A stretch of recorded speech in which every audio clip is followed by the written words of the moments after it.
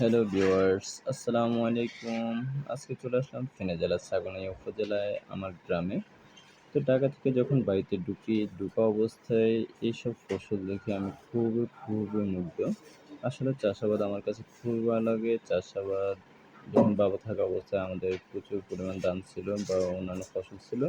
তো তখন থেকে দেখা যাচ্ছে কি আমি কেন জানি কি এগ্রিকালচারের দিকে বা চাষাবাদের দিকে খুবই সেনসিটিভ হয়ে গেছি বা চাষাবাদ দেখতে আমার খুবই ভালো লাগে।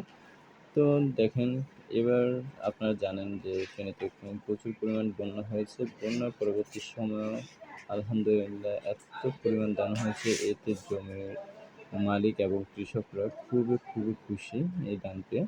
অন্যান্যবার তো দেখা যায় ধান করতে গেলে তাদের সার ওষুধ বা পানি খরচ অনেকটা বেশি লাগে, সেই কারণে কিন্তু পোষাতে পারে না। এবার আলহামদুলিল্লাহ সব কিছু বাদ দিয়ে প্রতিটা জমিতে ভালো ফসল হওয়াতে কি তারা খুবই লাভবান। আমি যাদের সাথে কথা বলছি সবাই দেখতে যে খুবই খুশি।